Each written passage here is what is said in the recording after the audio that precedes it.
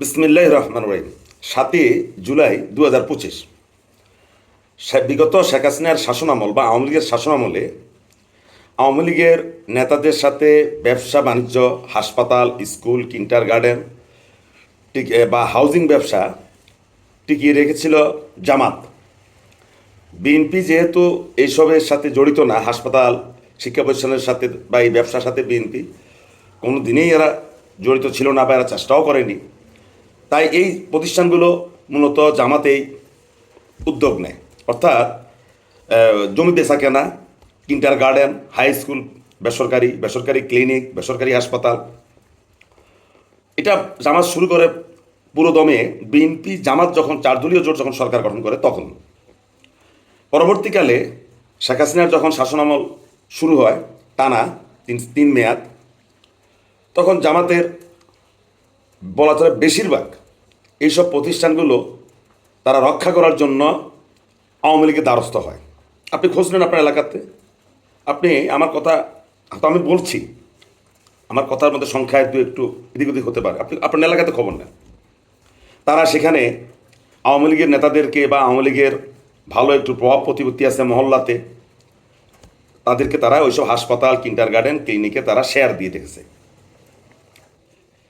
ভাগ্যের শুধু তা না, ইভেন মিজানুর রহমান আজহারি সাহেব বা জামাত ঘরানার যারা ওয়াজ করে আর কি, সেই ওয়াজিয়ানরা যখন কোনো এলাকাতে শীতের মৌসুমে ওয়াজ করতে যেতেন, দেখা যায় যে সেখানে সেই ওয়াজ মাহফিলের প্রধান পৃষ্ঠপোষক কিন্তু করা হতো ওই জেলার আওয়ামী লীগের সভাপতি বা ওই উপজেলার আওয়ামী লীগের সভাপতি বা ওই ইউনিয়নের আওয়ামী লীগের সভাপতিকে। এটা আমার নিজের লক্ষ্মীপুর জেলা তো আমি দেখেছিলাম।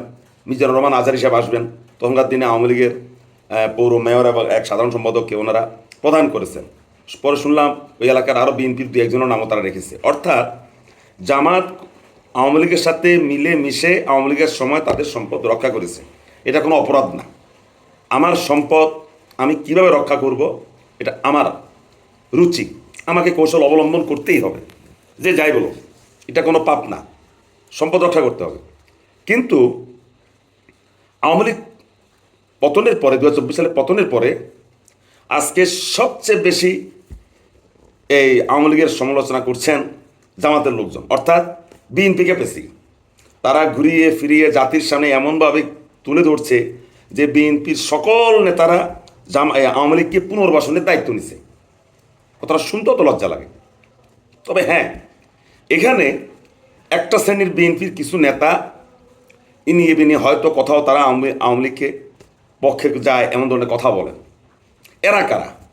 এরা হলো সেই বিএনপি নেতা যারা আওয়ামী লীগের সময় আঁতাত করে মামলা মোকদ্দমা থেকে বেঁচেছিলেন বা 2-1টা মামলায় পড়েছেন, আওয়ামী লীগের সাথে আঁতাত করে তারা এলাকাতে রাজনীতি টিকিয়ে রেখেছেন। এরা হলো তারা। কারণ এদের মনের মধ্যে একটা বিশ্বাস জমে গেছে যে বিএনপি যদি সরকার গঠন করে করলো, নেক্সট হয়তো আবারও আওয়ামী লীগ ফিরে আসতে পারে। তাই এরা অগ্রিম আওয়ামী লীগের সাথে তারা বা সম্পর্ক রাখার জন্য ইনিয়ে বিনে তারা আওয়ামী লীগকে রক্ষা করার বা এইভাবে কৌশল একটা কথা বলে। এটাকে জামাত, এটাকে চরমনাই, এটাকে ভিপি নূর বা অন্যান্য যারা আছে অ্যান্টি বিএনপি, তারা এটাকে ফুলিয়ে ফাঁফিয়ে জাতির সামনে তুলে ধরছে। আমি কিন্তু বাস্তব কথাটাই বললাম, আমি বিএনপির কথাও বললাম, জামাতের কথাও বললাম। আর জামাত এটাকে বাজারজাত করা শুরু করছে, মার্কেটিং করা শুরু করছে।